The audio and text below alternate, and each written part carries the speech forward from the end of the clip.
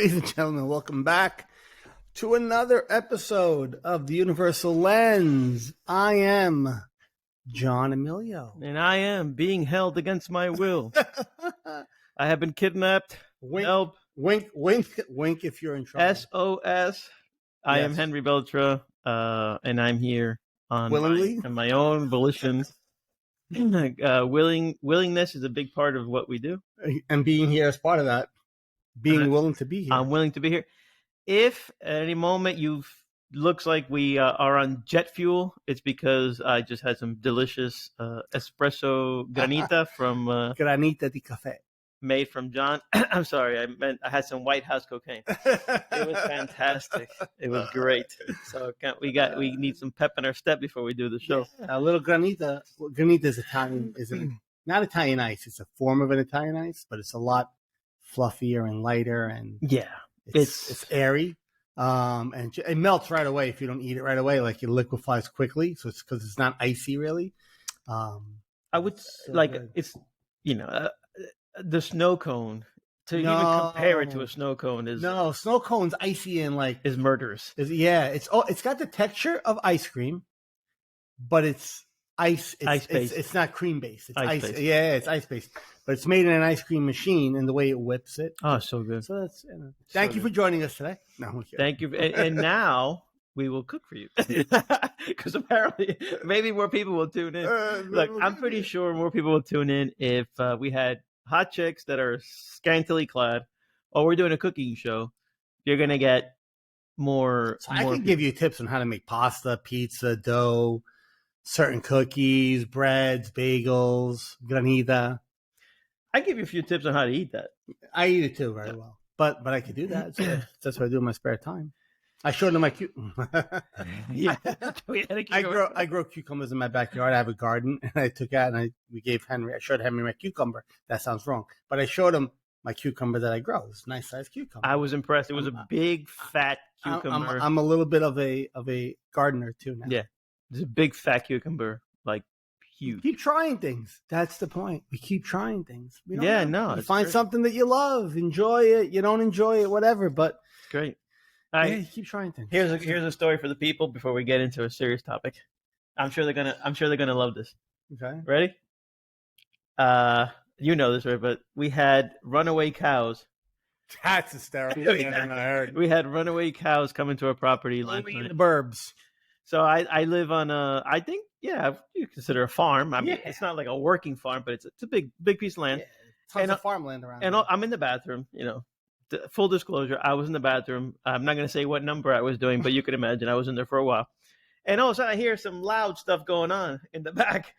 And I got a text from my wife. She goes, "You won't believe there's freaking cows in our property." What the hell are you talking about? Cows? We don't know. I mean, it would be a dream. And dude, yeah. So I go downstairs and there's my wife and my daughter, and they're looking at the cows, and there are these like 8 beautiful cows just chilling in the back of the property, just hanging out, eating grass. Yeah. So she called the local police, and the local police says, "Oh, we're sending the cow wrangler." That's a lot of milk. We were just talking about lottery. I was like winning the lottery, and my wife is very negative about it. She was like, "Why are you wasting your time? We're not gonna." I was like, "God sent you a gift, and you don't know how to use it." About 300 gallons of pure and milk. She goes, "What? You're going to feed them? You're going to take care of them?" Honestly, I don't know what I'm going to do, but 8 cows just showed up on your door. So that's like saying, listen, they'll definitely. I mean, I don't know. I'm not a farmer, so I don't know which one. I'm sure it's a female that makes the milk, right? That's how it works in most species. Yeah, I don't want to milk a bull. No, you're right. Yes. Okay. There were two so yeah, you could have got. There were 2 easily bulls. Some milk. I mean, we don't want to talk about. I mean, obviously, unfortunately, they do get slaughtered, the cows. But yeah, that's cool. I've never had a cow in my backyard. Yeah, no, first time, and they look good out there. They look good out there because they're beautiful animals. You know, and they just kind of graze and walk around. They're very uber present cows. They're not worried about what's going to happen tomorrow. There's no worry about what's going to happen tomorrow. They're just, I'm going to graze here and I'm going to sleep here. I wonder about that. I wonder if we should graze and not worry about things. That would be great. I wouldn't have to go to the bathroom. I do eat like a cow sometimes. I can't tell you that. But I like do animals? No, I was just going to do animals suffer the way we do, and probably not. So the only from what I've learned and spoken about and been around, one of the only animals that really has a sense of attachment, as far as maybe on a semi-psychological level with human beings, are dogs, where they feel some sort of longing for us, or I don't want to say suffering, but they're probably the one animal that would have something close to it, depending on how close they are with their owner. I mean, most other animals, they don't, they can form a bond with a human being, but there's not, like, a dog actually will, like, you could see the sadness in their eyes and the way they walk around and the way they. Trust me, I got 2 dogs, and what you're saying is like, you hit the nail on the head. And cats are very fuck you. I hate cats. Yeah, cats are assholes. No. For my cat lovers, they're not assholes. I'm allergic to cats personally, which is why I can't have them. But they're not. They're very zen animals, actually. I tell you, you watch a cat. Cat will look at you and just tell you this: back the fuck up, just by looking at you. This is very intuitive, and then this is completely bro science. But what the hell is bro science? Bro science. It's when we make shit up. When regular guys try to get some sort of theory, but we got no science, no real science behind it. But anyway, I have one of my dogs as a rescue, and we got her really young. I mean, talk about 3 months, 4 months. It's a little thing, and now she's still a little thing, but she's her full size. She is like full trauma from the moment we got her. Full trauma. Like, she's always like shaking and like I don't know if they experience trauma and then kind of hang on to it, and it follows them their whole life. And even though the dogs, correct. Sure. So, like, even though, for example, I can see that my dogs are fed twice a day at roughly 6 a.m., 6 p.m. Like roughly, me. Right? And it's funny because as the hour approaches, they get desperate. Almost as if they know they're not. Well, yeah, it's like Pavlov's theory, right? When they ring the bell, the dog, did they know that sound it means they're going to eat, so they salivate. But that the little one, especially, not the big one, whatever. The little one gets like anxious, like I'm not. You see the anxiety, like, hey, and I tried all the tricks. They don't have that higher level of thinking that makes them understand it's coming. They just know it's got to be there, and I don't know. I mean, I'm not an animal psychologist at all, so I don't know if they. But we do have a higher level of thinking, and we still act the same way with the level of anxiety. Because we buy into our thoughts. Yes, we believe them. So it's possible that little thing is really suffering from the same thing. And it's more, yeah, for some reason, and I don't know why. Maybe somebody out there could explain it to us. I don't know why that with dogs, especially, there is that sense of deep emotional attachment where they feel, and they feel there is a true emotion with them sometimes that they could show, whether it's anxiety. Like, there's dogs that suffer from PTSDs. I mean, it's not a PTSD, but it's a form of, like, dogs that have been through traumatic events, like rescues from hurricanes, rescues that have been beaten. Like, you could see there is definitely a trauma there. Where a lot of other animals, and I go back to cats because they're the complete opposite. Cats are just very, that's why they're attached to very ancient Chinese Zen kind of mentalities. Like, you'll see a picture of a cat. Cats are very chill by nature, and I don't know why. I don't have the science behind it, but it's for me, it's interesting to see that the difference how one animal that lives with humans doesn't have that, for the most part, and there might be exceptions, doesn't have that emotional attachment or that expression of anxiety or of sadness or like a dog does. A cat doesn't at all. A cat will just sit there and be like, that's it. Like, they'll stare at you and you're like, what the fuck, man? Like, you okay?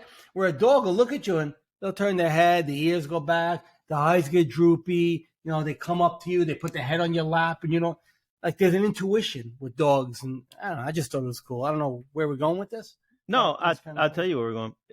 I think So they have a very close human emotion, but I think the emotion that it just roots, like it boils down to identifying with the situation. Sure.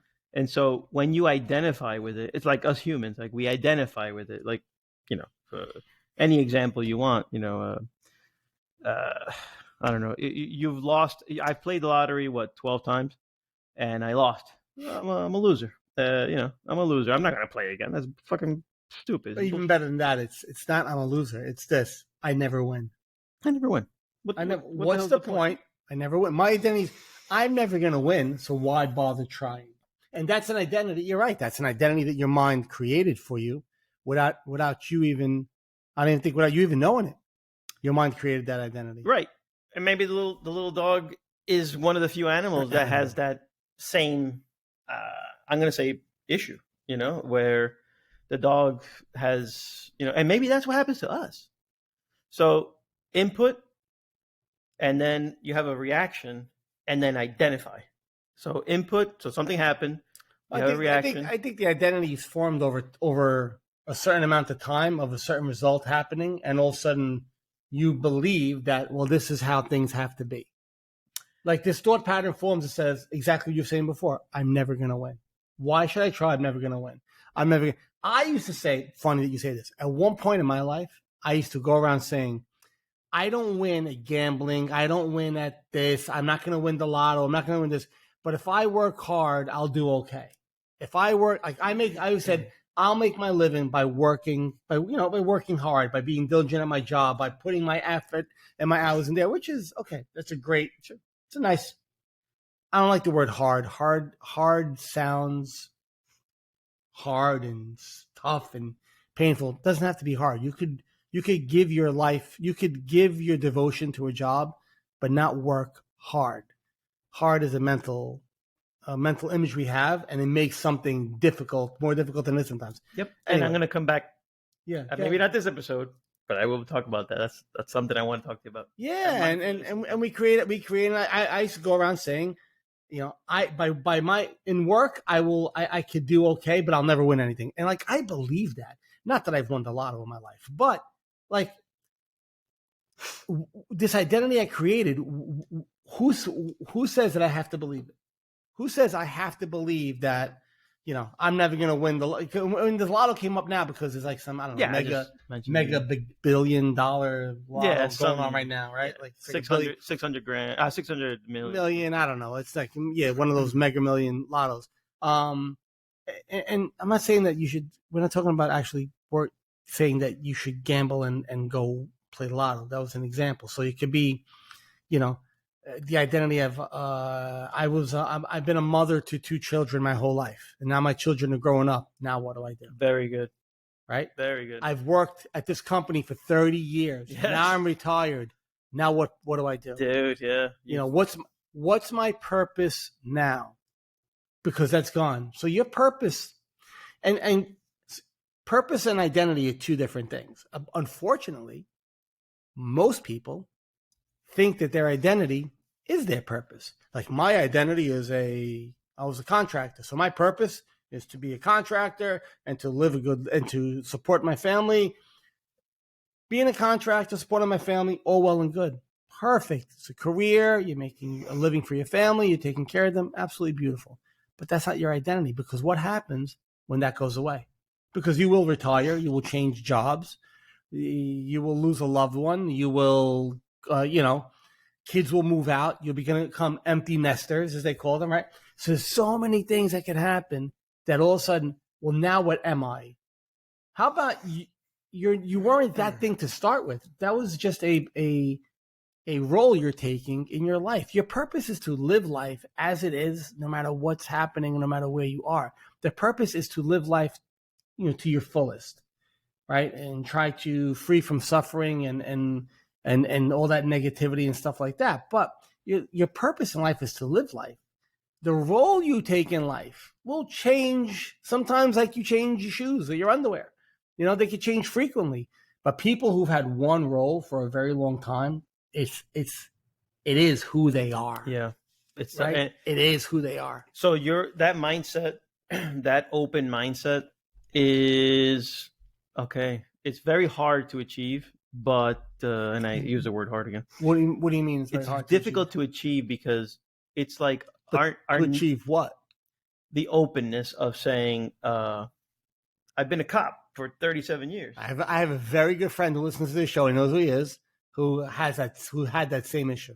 Yeah, you understand? The cop. Yeah. So I've been a cop for 37 years. I mean, trust me. That's what I am. Now what am I? So it's hard to achieve that flexibility in thinking where, you're not a cop. You are, but that's your role as a cop. Right. That's your job. That's your job. That's not who you are, or profession, or whatever it is you want to call it. Yeah. But because life is unpredictable and the variables change daily almost, and weekly and monthly and yearly. Absolutely. You're better served for yourself to have that flexibility. Like you said, both of us are entering this empty nest phase, right? Yeah, a few more years, but yeah. But it's on the horizon. We're on our way. Yeah, it's on the horizon. And I'm telling you that there are times I think about it, and not that I suffer, but it's definitely the unknown is a little bit foreign. Well, so that's okay. I mean, right. I'm not stressing. I'm not stressing. I'm simply saying that it makes. But then I turn and I know she's watching. Then I look at my wife. Hi, Eric. And she does suffer from it. She suffers, and I can sense that. Yeah, but I don't think she's in that boat by herself. I think, unfortunately, a lot of mothers do, and it's part of being a mother, right? You give your life to your children, right? You do all this for your children, right? You support them, you take care of them, they're your identity. You heal their boo-boos. You heal their boo-boos. You love them unconditionally. All phenomenal things, by the way, that make a mother, one of the best things that the universe ever created, right? Mm-hmm. Somebody who's this caretaker and this guardian for you your whole life. Phenomenal thing. But that's not her identity. That's what she feels. I know they all feel that that's their identity. And that's because there was no awareness to say, my mind is not who I am. Remember we said last week, see the mind, don't be the mind. When you become your mind, you become that identity. And with that identity, inevitably comes suffering. Inevitably comes suffering because your identity will get stripped away one day. Whether it be, albeit, a mother, a father, job. Whatever. You could plug whatever you want into there. Whatever's going on in your life, plug it in there. It's going to work. When that identity is stripped away, and most times it's stripped away not because you want it to be stripped away, but because life is just evolving to that part where, you've reached your 30 years, you need to retire. Or mom and dad were off to college and I'm moving to Connecticut and the other one's going to move to California.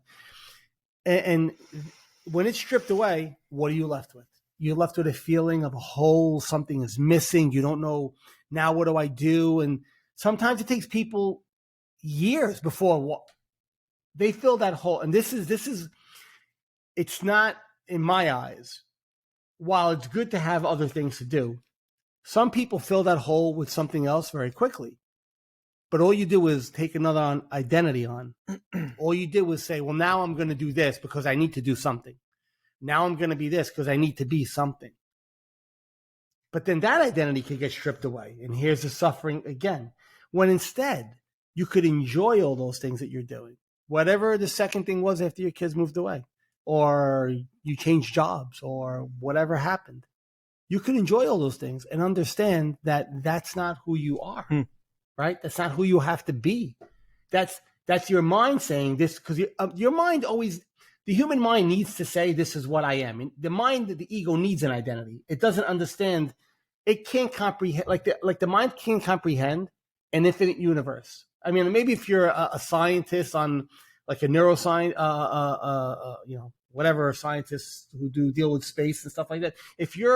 Maybe you could kind of comprehend this regenerating and ever infinitive kind of openness and space and atoms and okay, but that's, again, we created that with our minds. The mind can't comprehend infinity.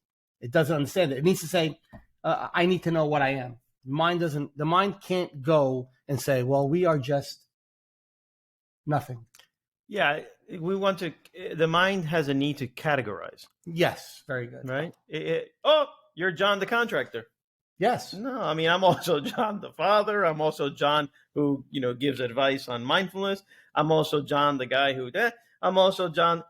So I'm not just John the contractor. No, I'm none of them. Exactly. Yeah. Exactly. Right? Yeah. Exactly. It's like we have a hard time holding in our mind that somebody can experience multiple things and not be pigeonholed to John the contractor. To just or that one identity. Erica the mom. Yeah. Yeah, it's and unfortunately it does. It creates a world of pain when that identity is stripped away.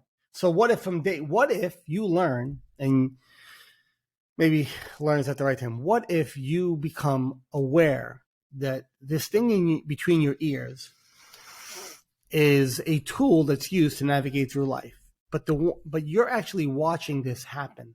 You're watching your mind. You're not. It's not something that has a formula per se where we could say, well, do this, do this, do this, do this, and do this, and you strip away from this identity. The identity melts away when you just come to this realization, or you have this awareness that you're not that identity. You're not Erica the mom. You're not John the contractor. Mm-hmm. I'm John the contractor at work. Okay. I'm John the author when I wrote my book. Okay. Yeah. I'm John the spiritual teacher when I do this, maybe. Okay. But at all times, I just am. You're the artist currently known as John. I'm the artist currently known as John. Yeah, it's their names, labels, and identities. They all are. And once you believe them, when they're gone, you will inevitably suffer. You have, you almost have to, because I don't say have to, but it's almost hard not to, because this is what you knew. Even if that suffering is a short period of time until you fill it with something else. Yeah. But if you're on this wavelength and you know it, you'll have the attachment won't be there. Right. You'll have a little bit of, obviously, when you see your kid leave, okay, but the emotion's different. Yeah. It's a different, seeing the emotion and feeling the emotion and understanding the emotions there, it's different. Yeah. There is an attachment to people. Sure. Like, I love this person. I care for this person. Like, none of that goes, all the good stuff that a mom or a guy who worked at a company for 30 years, all that good, fun, stuff that comes with it, like that's part of that identity, you could enjoy all that. But once it's gone, you realize, well, that's not needed anymore. And I don't need to be a mom now to somebody else. I don't got to go fill that mom role. I don't have to go fill that I was this police officer for 30 years. Like, now what do I do? Like I said, I have a very good friend of mine who went through that. And, he was like, the one thing he told me in my garage once was, his exact words, he goes, because we were talking about it, and he's like, I feel like I don't know who I am now. I did this for so many years. I feel like I'm not needed. And I understood what he was saying when he said that. I completely understood what he said when he said it. But I was like, but you would never, I don't want to say his name, but you would never X the cop. Sure. Right? You would never X the cop. That was a role that you were taking in life. It was a job. It was a career. But when that goes away, it goes away. Just it's like I said, you're carrying a backpack that weighs 1,000 pounds that you could put down at any moment. You're just choosing not to because you're comfortable with that backpack. You know that backpack. I go, watch this. If you take it off and just put it down and say, that's not who I am. Right. And see and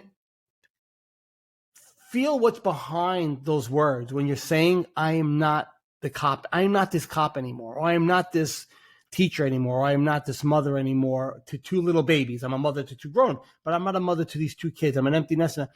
When you put that down, but you could feel behind, if you could watch yourself say that and understand that that's not who you truly are. There's an airness, a lightness behind it that you tap into. And then no matter what, then you can have multiple roles in life. Yeah. And not attached to any of them. and we use the word attach. I don't think we don't mean attach not in a good way. You don't attach them in a negative way. In a positive way, you attach and you give your best and all effort and all that stuff. That's not what we're talking about. We're talking, you don't attach psychologically to it to the point where, when it's gone, now what? Like I've heard it's like Baskin Robbins. I've heard that same different flavor on that same ice cream cone. 31 different flavors. It's a human reaction. Sure. It's a human reaction. When I told you that little thing I want to talk about, because you grazed upon it. I do that a lot because I just keep talking. No, because grazed. We don't have like a menu where we decide today we're going to do, so whatever we talk about just happens. But like there's something that I've perceived, that I picked up on, and mindfulness gives you capacity. Make sense?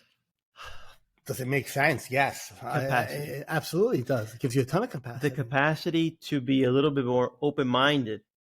And even maybe you can deal with, maybe I'm a guy, here I am identifying. So we have to use language. But you have to use language. Yeah. I'm a guy who feels like I can do a lot, but once my glass is full, that next thing that you want me to do, stop. That's when I fluster. But mindfulness, well done, allows you that capacity to kind of put things in its own. That glass gets bigger. Yeah, there you go. That's it. The glass, know what? It doesn't get bigger. The glass becomes infinite. It actually becomes infinite. It can become infinite. I mean, listen. Okay, hold on. There's only so many tasks you could do in a day. Watch me. There's only so many things you could do in a day. When I say infinite, I mean on a psychological level, it becomes infinite. On a physical level, listen, there's 24 hours in a day, 60 minutes in an hour. We get all that, 7 days in a week. We understand that. There's only so much we could do with clock time, right? Yeah. We're not talking about that. I think what you're alluding to, if I'm correct, is psychologically, when you said your glass is full and that it comes to the drop, you always said, that's all I can handle. Physically or mentally is two different things. Physically, maybe it is all you can handle. Yeah, always. Or was it? My brain can't go 40 different ways anymore. Yeah.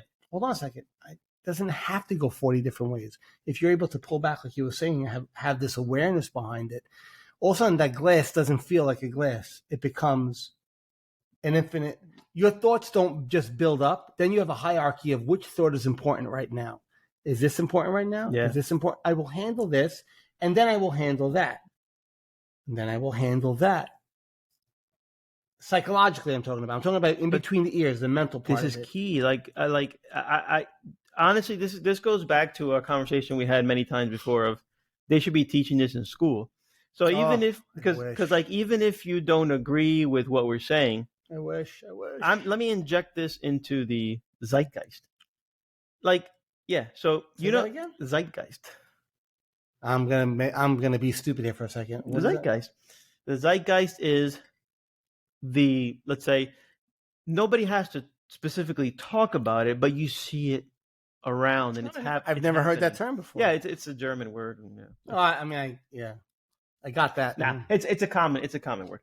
But I'm not a common person, I guess. I don't know. But if you inject this into the world, yes, and just say, how some people are just born naturally, like this guy was born to be an NFL running back. He has he has a DNA, right? Yeah.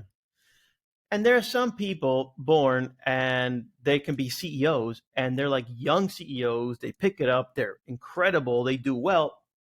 Everybody's built. They could have some Absolutely. luck.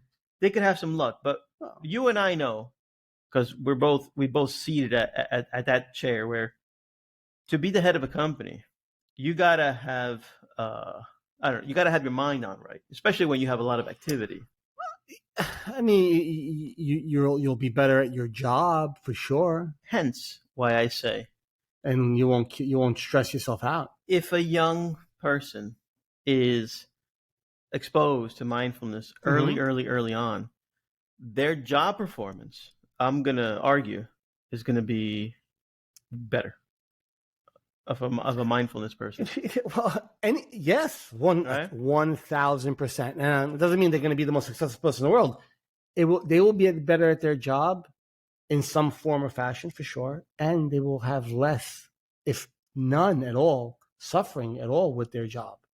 Well, because how many times like you're in a work environment, and even ourselves, right? So something happens at home, you carry it to work, and you carry it to work, or something happens at work and you carry it to home, and that is a very difficult thing to balance. But again, if we were taught how to kind of put things in their own shelf, if you were taught at a young age what it means to see your mind for what it is, a tool, and not believe your mind. I forgot who I was talking to a couple of days ago. I was talking to my friend who's a cop, helps me. We on Thursdays, he's a retired cop, and we volunteer at Habitat for Humanity. Actually working in a warehouse, moving furniture. Nice. Yeah, it's a good workout. Anyway, very nice guys, and we're glad to do it. And oh my God, where was I going with this? I hate when this happens. I'm having a brain fart. That if this were taught earlier, people would have that work-life balance. Yeah. And you said, well, your friend every Thursday you go work at. Yeah, we go work. And you were having a conversation with him. I was having a conversation. Now I went off on a tangent for a second. I forgot what I was going to say. Were you talking about the White House cocaine? No, he did bring that up, but somebody else. He thought somebody else said, not me. I don't get involved in those. I don't get involved in those conversations. I don't remember what I was. I don't remember what I was going to say that he actually. Oh, hold on. So we were talking. Eric came back to me. Yeah. We were talking about just different things. You're 87, and he said something about he was talking about politics, and I was just kind of like, I really don't discuss that. But I was like, yeah, okay. Yeah, you weren't giving him the plug. No, but I was, I was kind of giving my normal, the mindfulness answer to it all. Anyway, and he was saying how politicians are a certain way and how they want to be like this, want to be this. And I looked at him and I said, I go, you know what? I'll tell you something. I go, he's like, oh, he asked me what was my opinion on this or that. Mm-hmm. I go, do you believe this? You believe that? I looked at him and I said, I don't believe most of the things that my own mind thinks. I go, I'm not going to believe something that somebody else is. So the point I was trying to make was, it was a long way to get there. Sorry about that, guys. But it was, I don't believe most of the things that my own mind says because I don't identify with my mind. So if my mind says this guy's right, this guy's right, this guy's wrong, I don't necessarily believe that. I listen to it. I take a step back from that thought and I look at it and I say, hey, thought, is that just me aligning with something? Or is there something more there, right? So that identification, that's where we're going with this. That identification was where I said, I don't believe even my own thoughts at times. So I'm not going to believe everything that my mind says, I am this, I am that, I am this, I am that. My mind will still say them. I'm not stopping my mind from saying them. My mind will say I'm stupid. My mind will say I'm great. My mind will say I align with this, I align with that. I'm biased to this, I'm biased to that. My mind will say all those things because my mind has been taught these things for years. I watch those, and then I take a step back, and I'll say, that's not helpful. There's no benefit for me in that. There's no benefit for me in identifying with that right now. Just to say I'm part of this, or I am with this, or I am that, or I am that, to fit into a group, into a box, to say I am part of this. Well, now I'm, like you said before, now I'm pigeonholed. Yeah. Now, this is what I am. Hold on. We'll use politics. I'm a Republican. Yeah. It means I have to be, I have to like this guy. Right. I got to be like this. And eventually, guess what? You're going to be that. You're going to act like that. You're going to think like that. You're going to identify with that. You're going to suffer like that. Okay. Take that out. Put something else in there instead. You're going to think like that. You're going to become that. The same way we tell somebody, I'll create an identity for you. Henry, you're so Henry, funny, handsome, smelly, whatever it might be. Henry, eventually, Henry's going to hear it so many times, and Henry's going to think, nah, I'm just a funny guy. Yeah. But because I'm giving you that identity, do you believe it? John, you're such a, I think I said this in my book. John, you're such a nice guy. John, you're such a nice guy. Organized. Was organized too. You're organized. Well, I ran with that. Huh? I can organize. Yes, I'm organized. I started organizing shit from A to friggin' Z. Everybody, you need that I'll organize it for you. Baseball team, I'll organize it for you. league, I'll organize it for you. What are you, business? The games and tournaments we're going to play for the next 3 months? I organized everything because that's what people thought I was, and I believed it. Till one friggin' day, my mind said, that means screw you in Italian. And then my mind said, get out of here. No more. We're done. Snapped. I don't want to be this avatar anymore. I'm tired. Right? But did I have to go through that? For me, yes. Yes. The point of the show is hopefully you don't have to. It was a hard landing. And that's kind of what, at the end of the day, that's kind of what we're getting at is, you don't have to have a hard landing. You could have a soft landing, or avoid a landing altogether. And, because I'm learning this with you. You know me, I started, yesterday. So November, actually, we started now. Yeah. You've been on this path for a while. You didn't know it for a while either. Technically, yeah. And it's kind of like, it brings you back to the conversation we had months ago where we said, you're not, you don't identify with your ego because you're not as grandiose as your ego tells you are, and you're not as stupid and worthless as your ego tells you are. The ego always needs what? An identity, because the ego is an identity. Yeah. It is.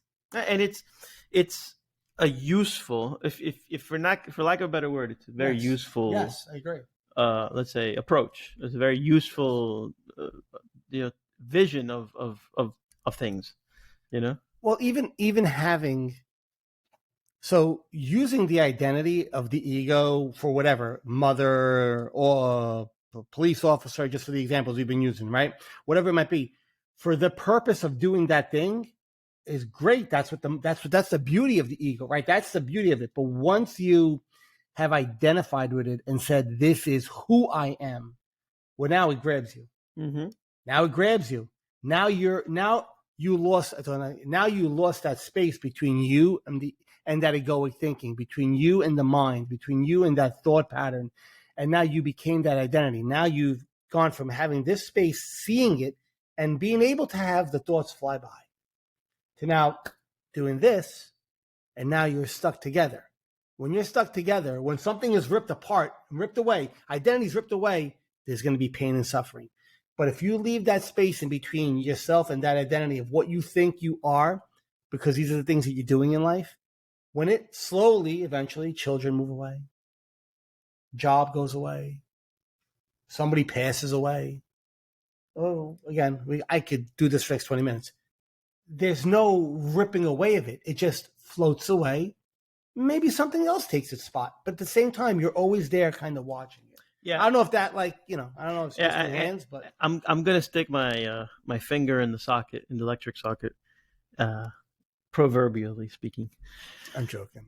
I like to kid around. I'm not a mental health expert, and your disclaimer is a beautiful one. No, right? So, however, we're not. However, my intuition, which I think is pretty good in this world, because I was talking to you about helicopter view when I knew nothing. Remember, I knew nothing, and I was telling you, John, I think we got to look at it from helicopter view. But it worked. Right, going back, started something. Right, going back to what I was trying to say is, chemical dependencies are real. They're real. Yes, they're real. Absolutely, that's a physical thing. They're real. Different. Correct. However, if you have a chemical dependency, and we've been touching about this recently, and you're trying to get clean, the physical chemical dependency is for sure there. But if your mind is able to, because I think this is a process. I don't think there's something where you wake up one day and say, I'm not identified with my ego. I'm good today. No, today I woke up and that's it. I'm not. This is a process. In my opinion, this is a process. But you're talking about for like kicking a habit. A habit. Yeah, it's a little bit different than just having but the mental abrupt awakening. That's correct. So, yeah. But even for me, if the groundwork is laid out so that you work on your mental game, I think it's going to lend itself well to couple itself with the physical dependency part. Oh yeah. Does that make sense? So like, if, for example, I have a friend who has a chemical dependency, right? He's definitely an addict. And this friend really, really, really wants to stop doing the thing he does, right? And he's tried and tried and tried and tried. He considers himself a failure because he's tried and failed. So in his mind, he's a failure. And I, talking to him, say to him, you know what? You're not a failure. You're framing yourself as a failure, which is you're different. Believing the story in your head that you're a failure, and you're identified with being a failure. So I'm like the message that I want to get to him, and I do it every day. Like he even asked me to check in on him every day, and I do. That's great.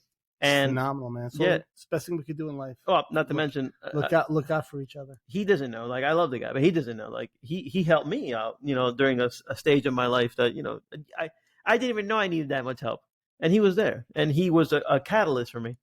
And because he replaced his addiction with the gym, we formed this bond at the gym. Yeah. Anyway, so he's a very special guy, but in his mind, he's not. In his mind has captured him and told him, you're a loser. It's never going to happen. And he's just, let's say, bumping his head against the wall where I'm going to try again, but I know I'm going to fail.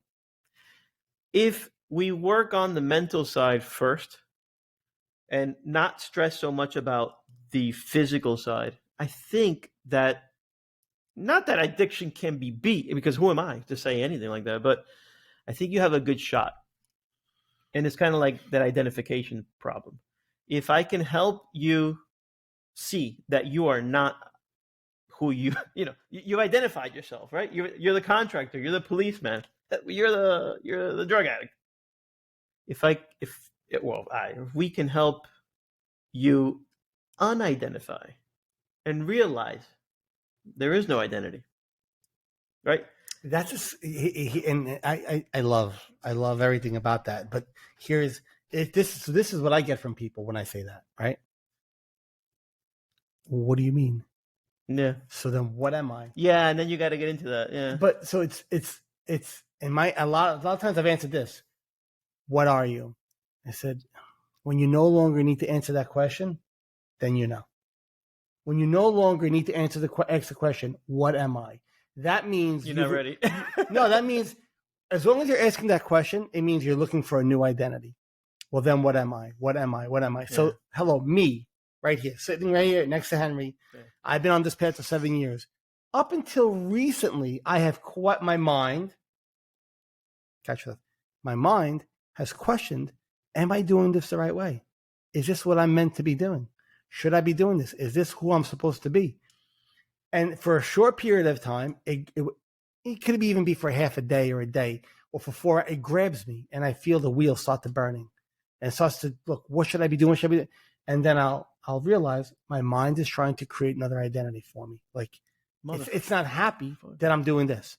It's not happy just that I'm wrote a book. It's not happy. What else? What should we be doing? And I'm like, nothing. My purpose is to live life exactly as I'm living it. And what happens today, happens today. What's going to come tomorrow is going to come tomorrow. If an opportunity presents itself tomorrow, I'll approach that opportunity tomorrow. I can only script so much as far as planning anyway, right? We can only plan so much anyway. Yeah. So, but it's when somebody looks at you and says, I don't understand. If I'm not, I'll use my wife as an example, right? Because you use that for Erica, so I'm going to use my wife. I'm Julia. If I'm not Julia, then what am I? You go, you're the one that watches Julia do things. You're the one that hears Julia. You're the one that sees Julia. You're the one that sees Julia think. You're the one that sees Julia have these emotions. You don't have a voice. What you are actually doesn't have a voice, doesn't have a thought, doesn't have an opinion. It is something that sees. But that seeing, I always say, is like a light that shines where you should, where it's beneficial for you maybe to be. So that seeing, when you see your mind, you're actually able to use it and go, let me use this as properly as I can. And it helps guide you, but not guide you by saying, yep, we should do this. Oh, I don't know. Because once, I don't know, that's the mind thinking and analyzing.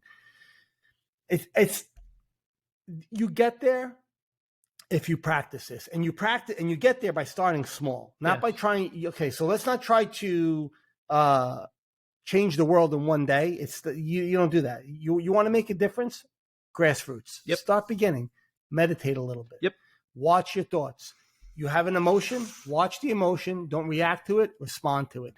Those little things, I'm very bad at self promotion. I don't know why. I'm just not good at it. Like, I don't know how to do it. It's not that I don't want to do it, or I'm just not good at it. Pick up my book, read it, and I'll tell you why. Not because I think my book is the best book in the world. I think it's a fine read, but it'll give you the steps to start small. And in those small steps, you're going to learn to watch a little bit more and watch a little bit more and watch a little bit more. And then one day that question of, well, if I'm not my mind, what am I? Doesn't need to be asked anymore. You only need one thing. One thing. A winning lottery ticket? Well, Two things? I'll take that. I'll take that right now. No, but you need one thing. You need to be willing.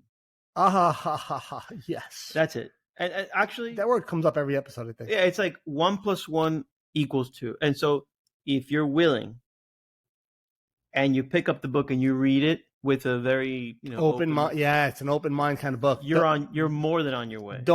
So I always say, not just my book, any book by a spiritual teacher, whether it's The Power of Now, which I'm not comparing my book to The Power of Now, but The Power of Now, or Shift to Love by Alex Mills, or New Earth, or just whatever book. If you're reading it looking for an answer, you're gonna miss the point of the book. You got to read them with an open mind, digest what's there, and then see what comes up. See how you automatically start watching things. I can't comment on the other books because I'm not an affluent reader, but I can comment on this book, your book, The Universal Lens, the namesake of this beautiful namesake of our show, of this beautiful experience you're having, of our child. And I'm going to tell you why I think it's gold from the moment I read it. It's because you are not here I am identified, but you're not the classic author.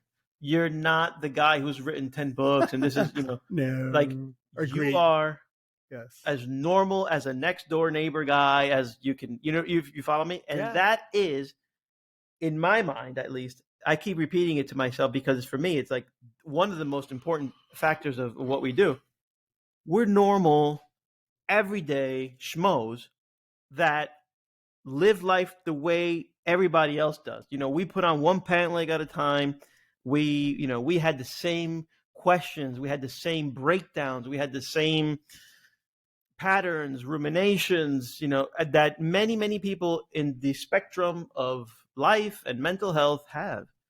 And when you pick up a book that a friend of yours wrote, it speaks to you differently than if you pick up a book from Eckhart Tolle that you really don't know. I mean, he's on a personal level. So you knew me, the plight I was going through, and all that stuff. But it means something else. Like, and it shows you.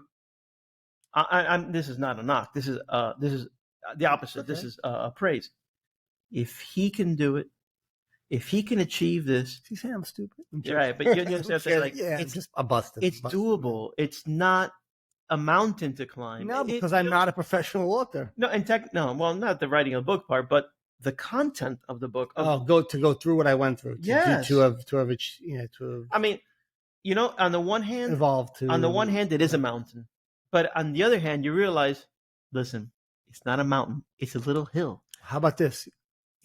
Your mind believes it's a mountain until one day you realize there was never a mountain there. Correct. The mountain was a projection of what your mind says. That's how hard it's going to be to do this. It's not worth it. It's not worth it. Don't try. Don't even try. Why are you going to try? You can't do it. Look at that mountain to climb. Then one day you get there, you go like this. Fucking mountain was never there. Why do we do this every week? Who's watching? Who cares? You guys aren't picked up by Sirius XM. You guys aren't picked up, you're not on any, who are you? Why are people going to want to listen to you? Your book? Bro, a book? Come on. I know what you're saying. So like everything that we think of, everything we do, this guy right here is going to give you 1,000 reasons why it's not worth it, or whatever. And you know what? When you look at successes in life, and you just pay attention to people's personality, some of them are born this way. Yeah. And I think that's why they became successful, because when somebody, I don't know, I don't want to talk about Elon Musk because he's like special, but when somebody says, oh, here we go. When I went to college, I went to Rider, and all of a sudden we're getting a special visitor who's going to come talk to us. We were about to graduate, and the guy was supposed to come do a keynote for our graduation, but he didn't. Instead, he came because he couldn't make it, and he's an alumni. He wanted to come talk to the class and just kind of impart wisdom. This old man bought a failing pretzel company in South Jersey, bankruptcy. So he's a salesman. The guy sells machines of some capacity. So he's a machine salesman who comes across this opportunity of, this company in South Jersey who makes pretzels, it's in bankruptcy. So, but there's a bunch of equipment, there's a bunch of real estate, and there's some employees there. So he bought the company for, I don't know. He went out on a limb and he bought it for whatever, 100K or whatever. Today, that guy's a multimillionaire because he made frozen pretzels. He's the soft pretzel in all the freezers. Yeah. And then he ventured off and he made, the slushy. He came up with the slushy brand. Oh, okay. He came up with the taco brand. Now he's in the frozen food game. He's in every supermarket. La la la la la la. The guy he grew a business. He's a public company. Yeah. Worth hundreds of millions of dollars.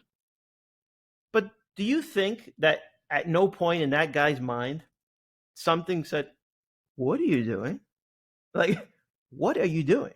Like, you sell machinery." Like, oh yeah, but that's just look, and that's what the mind's going to do. It's going to create a story to tell you why something might or might not work, and it depends on the lens that you're using to watch. Depends if you have that awareness to watch it. You're either going to believe it wholeheartedly, or you're going to see it for what it is, just a thought, and then you get to sit on that and allow the true answer to arise. Maybe that guy, and I don't know who he is. I don't know his name. Maybe he sat there and he might have had a positive thought right away. Let's do this. And there's some people who are like that, right? But even the person who's super positive and follows every thought doesn't mean that thought is going to be beneficial for them just because it's a positive thought, right? Yeah. Doesn't mean a positive thought means the thought made you feel good. There's no guarantee result. So I'll give you a good example of a positive thought. Then we'll start to wrap it up. A positive thought that could go awry on you, right? Wow, that girl's good looking. I'm married, by the way, with 2 kids, but that girl's good looking. That makes me feel good. I'm going to go ask her out, see what happens. How does that work out for you? So just because it's a positive thought doesn't mean you wholeheartedly follow it either. Just the same way, if it's a negative thought that says, I can't do this, you don't wholeheartedly follow it either. The point is to, if you don't have that awareness, your mind's going to pull the purse strings on you for the rest of your life. And it's going to take you down the road that it thinks you should go down because its only job is to protect you and to keep you alive and to keep you moving and to keep you going. All well and good. But at sometimes it's doing it with a blindfold on. It doesn't know. It's running, it's driving, and it can't see in the fog. And it's going to say, let's make a left, let's go. There could be a tree there. You don't know. If you have that awareness, you're going to have better vision. You're going to have, you'll make overall better choices in life in general. Yes. Net. And I know we kind of skewed off a little bit from identity, but it kind of, it ties. I was going to tell you, it's the same ice cream. It's just it ties back in because if you're identified to being a certain thing, your thought patterns are going to be towards that thing. I'm a nice guy. I'm organized. I'm this. I'm that. I'm the funny guy. I'm a cop. I'm a cop. I'm a mom. I'm a mom. What do I do if I'm not a mom? Right? So you have that mom, and if we go a little over, screw it. If you have that mom, right, who their kids move out, sometimes what's that mom going to do? And they do it. Moms, don't get mad at me. I love you all. I think you're living saints on this planet, on earth. What is that mom going to do? She goes out of her way to still be a mom when they're not there. But what happens to the kids? Sometimes the kids don't appreciate that because the kids want their freedom. The kids want to be like, and the kids get resentment towards their mom. And now they create identity for their mom. My mom's a pain in my friggin' ass. So I've had this conversation Well, my wife and one of her good friends, when they were younger, they used to ride the kids about the SATs. And one of the other this other mother, because she was really on top of her kids about it, and we were pretty close to them, my kids, and because my wife would agree with her and be like, they were really good friends, my wife got roped into that identity about her.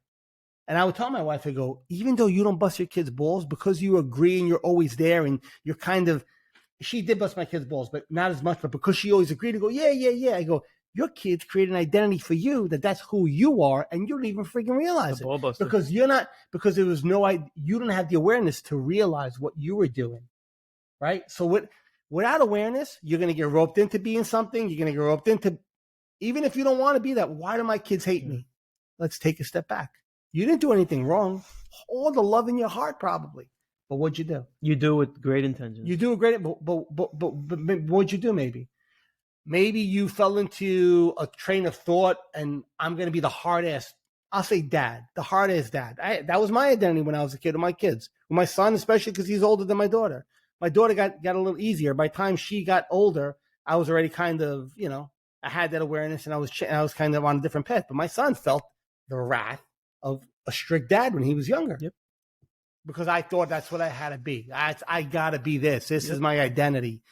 And you want to know why your kids want to run away sometimes? Like, I don't mean run away. I mean, like, I got to go to college. Yeah. I've got to get away. I want to live on my own. Why? Because it's almost thrust upon them to be. And you mean well. You mean well. Yeah, no, we're not. Again, moms, dads, love you all. You're all great. This is to show you how you can have a better, you want to have a better relationship with your kid? We can even talk about the next week. Relationship with your children through this. We could have a whole episode on that.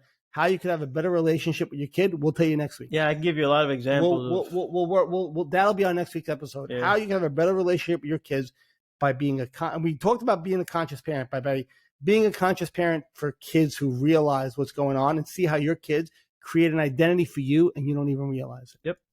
And it weaves in with what I said about capacity, where your capacity as a parent, believe it or not, expands. Where you think, like you said, hard. Love it.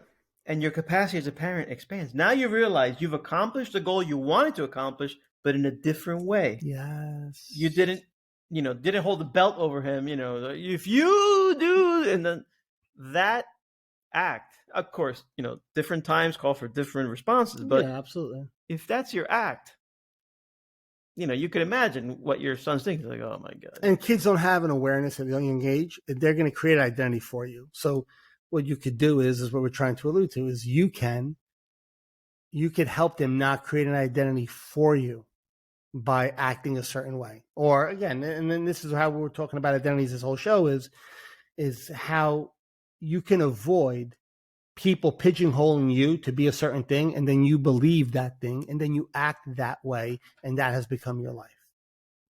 So, I mean, I hope everybody, I hope it was helpful. I know there was a lot of good stuff in there. Honestly, if you learn nothing, willing, pick up the book. That's it. I mean, honestly. And step one, do the small steps to, if you still asking the question, I don't know what am I if I'm not my mind. If you're still asking that question, start doing the small steps to gain that space. And over time, that question won't be needed anymore. But you got to do the work. You got to be willing to actually sit, do meditations, be mindful, watch your mind, learn how to watch your mind, practice watching your mind, and work on bringing your focus back to where it has to be, where you want it to be. And in time, that grows. It grows naturally. Watch a reinforcement like this show. Yeah, replay shows like this. This show reinforces, and then you share this, and it's easier to share to yourself, share with somebody else, because in the beginning you're going to want to spread the word. We talked about this too. Yeah, and that's great.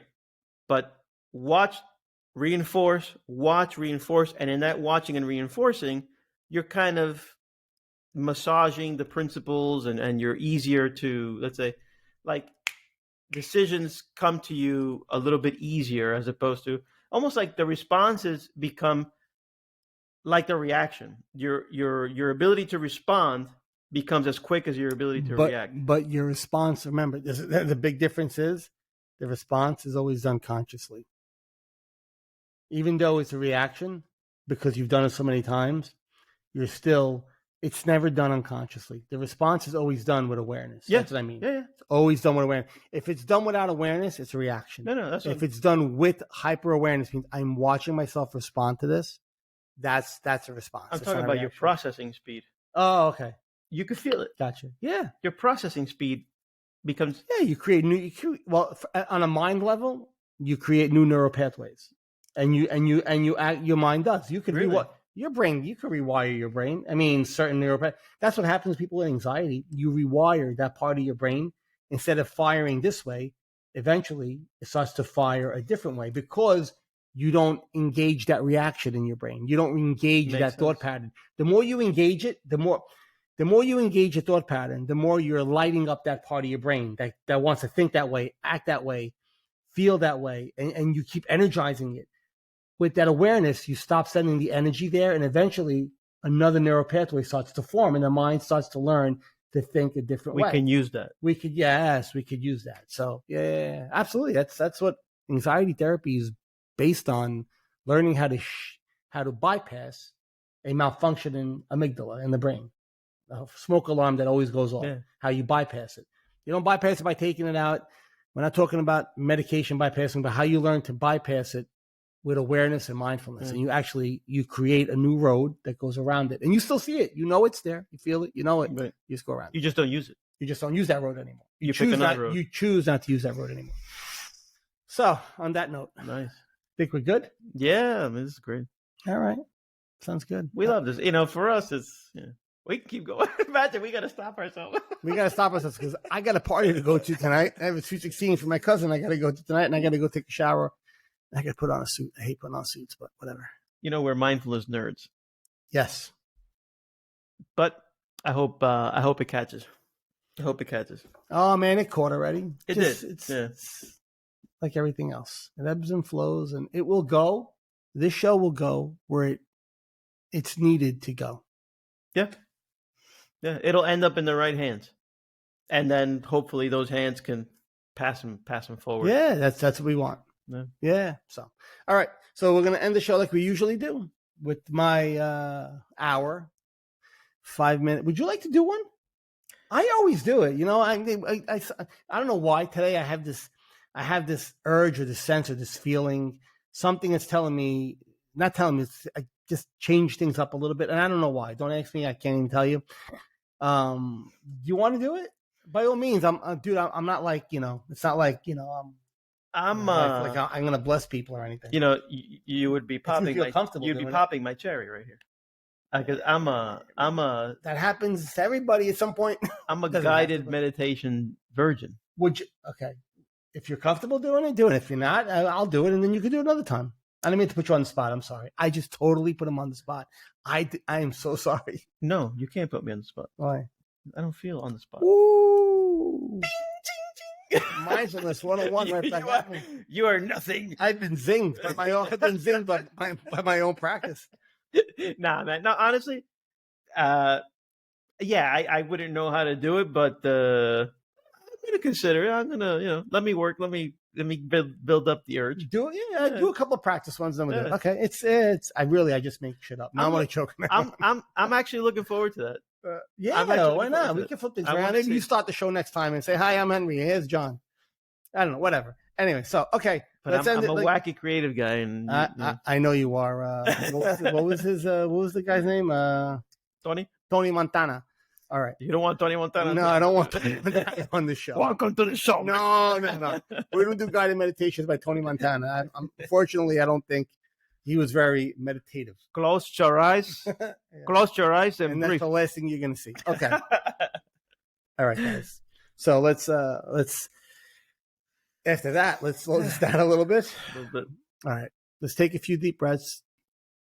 Like we always do, like we always say, at your pace as far as the intervals. 3, 4, 5 second inhales, holds, and exhales. Again, whatever amount of time you're comfortable with, I would keep it above 3 seconds. The longer you could go, 4, 5, 6, that's good. You get to take a slower inhale, and a brief hold, and then a slow exhale. Just a good way to kind of slow your rhythm down and to help center yourself. So while you're doing that, again, the point of this is to teach you to watch those thoughts. And this ties into the whole identification thing, how we identify with our thoughts. Watch yourself think. No judgment. No need to engage it. Watch that thought, whatever it's saying right now. Whatever that thought is, as benign or malignant as it might feel, watch it. That's not who you are. Keep breathing then. Bring your focus back to your breath. And if you want to, focus on a body part. That works also. If you want to pull away from the breath a little bit, you could put it on sounds that you hear in the room, your focus, or you could do a body scan, start from your feet and work your way up. I like to leave it up to the person on their comfort level. Not everybody's the same way. So if you're breathing, keep breathing. If you're doing a body scan, do that body scan and bring your attention to where you want it to be. Whatever the mind is saying, allow it to say it. Whatever emotion is there, allow it to be there. You are not that emotion. You did not ask for that emotion. You did not request it just now, but it's there. Where did it come from? We don't know, nor does it matter. And that's how you obtain that ability to allow it to pass. If there's any tension you're holding, shoulders. I just dropped mine again because I constantly do it without realizing it. Drop those shoulders, relax that forehead, that jawline. Let the tension go. And if it's there, no judgment. It's not about judging. It's not about right or wrong. It's about noticing. A couple of more deep breaths. And open your eyes. Yeah, that was good. I don't want to.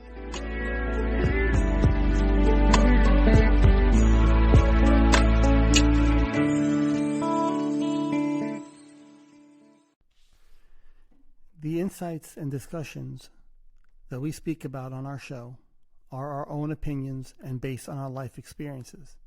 If you or someone in your family or someone you know is suffering and in need of help, please get them that help through medical attention or seeking proper therapy. Again, what we speak about are based on our experiences and not intended to be taken as a form of therapy. Thank you.